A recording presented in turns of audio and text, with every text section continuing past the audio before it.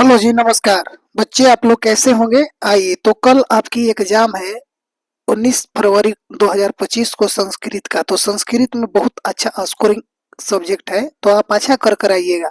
तो चलिए आते हैं। पहला क्वेश्चन, सत्यमेव जयते किस उपनिषद से संकलित है? तो सत्यमेव जयते मुंडको उपनिषद से लिया गया है। आगे कहता है, किसकी जीत नहीं होती है? तो असत की जीत कभी भी नहीं होती है। किसकी हार कभी नहीं होती है? तो सत की कभी हार नहीं होती है। कहता है, छोटे से भी छोटा और बड़े से भी बड़ा क्या होता है? तो आत्मा होती है।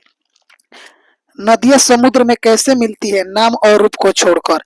सत का मुंह किससे ढका होता है? तो हिरण्मय पात्र से। यह हिरण्मय बर्तन ही लिख देगा तो आप मार दीजिएगा। सत्यमेव जयते किस उपनिषद का मूल मंत्र है? तो मुंडको उपनिषद का। चलिए अगला प्रश्न पर आते हैं। मंगलम पाठ में कुल कितने मंत्र है? तो मंगलम पाठ में कुल 5 मंत्र है। हिरण्मयेन पात्रेण दृष्टया यह मंत्र किस उपनिषद से उद्धृत है? तो ईसा वास्य उपनिषद से। आगे कहता है, महान से भी महान क्या होता है? तो आत्मा। यह संपूर्ण संसार किसके द्वारा अनुशासित है? तो आत्मा से। कहता है, वेदाहमेन्त पुरुषम महानतम खाली स्थान विधते न्याय मंत्र किस उपनिषद से लिया गया है? तो श्वेता श्वेतर रो उपनिषद से लिया गया है। कहता है, मंगलम पाठ कहाँ से संकलित है? तो मंगलम पाठ जो है ना, उपनिषद से संकलित है।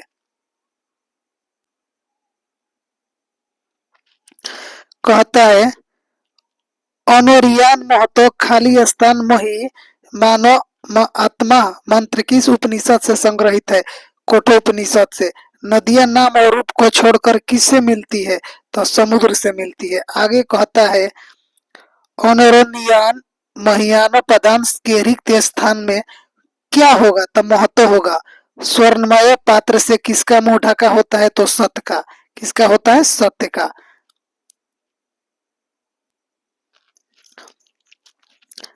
आइए हम पाठ 2 में आते हैं। पाठ 2 का ऑब्जेक्टिव प्रश्न लेकर आए हुए हैं। पाठ का नाम है पाटलिपुत्रम वैभव।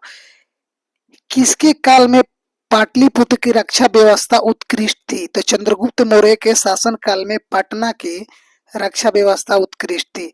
कहता है कि बुद्ध काल में पाटलिपुत्र नगर का नाम क्या था? तो पाटली ग्राम था। कहता है, गांधी से तू कहाँ पर है? तो पाटलिपुत्र नगर में, यानी पटना में है। पटना नगर की पालिका देवी कौन है? पटन देवी को पटना का पालिका देवी कहा जाता है। कहता है, कुटनी कुटनी महाकाव्य के रचनाकार कौन है? दामोदर गुप्त। आगे कहता है, किस महापुरुष का जन्म स्थान पाटलिपुत्र है? तो दिए गए ऑप्शन के अनुसार गुरु गोविंद सिंह जी का है। कहता है, सिखों के 10वें गुरु गोविंद सिंह जी का सिखों के 10वें गुरु गोविंद सिंह जी का जन्म स्थान कहाँ पर है? तो पटना में है।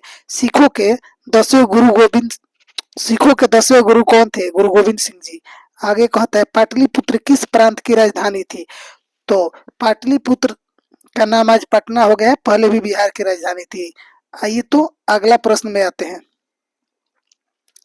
कहता है, दामोदर गुप्त ने किस काव्य की रचना की?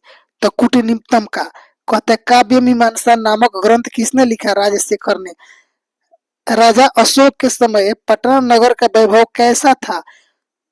समृद्धम, यानी समृद्ध था, उत्कृष्ट था। मेगा स्थिनीज पटना किसके समय में आया था? चंद्रगुप्त मौर्य के समय में मेगा स्थिनीज आया था, जो कि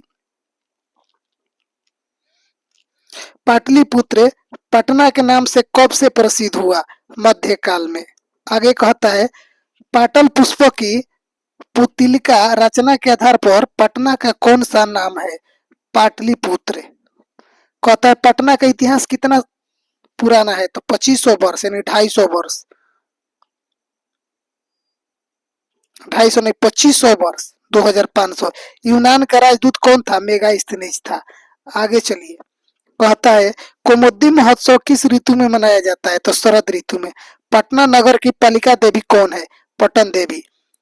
बिहार के किस नगर में गोलघर है? तो पाटलिपुत्र में। गुरु गोविंद सिंह जी का जन्म स्थली कहाँ है? पाटलिपुत्र में। कहता है, परिभूत पुरंदर स्थानम की संज्ञा किसे दी गई है? पाटलिपुत्र नगर की। सरस्वती का कुल गृह कौन सा महानगर था? पाटलिपुत्र। पाटलिपुत्रे नगर प्रसिद्धम अस्ति गोलगृहम। गोलगृहम। कौमुदी महोत्सव खाली स्थान अतीतो प्रचलित गुप्त शासन काले। पाटलिपुत्र वैभव पाठ से किस शहर का वर्णन मिलता है? तो पटना का। काल चक्र के कारण कितने वर्ष तक मध्यकाल में पटना की स्थिति जर्जर रही? 1000 वर्ष तक। ठीक है, 1000 वर्ष तक।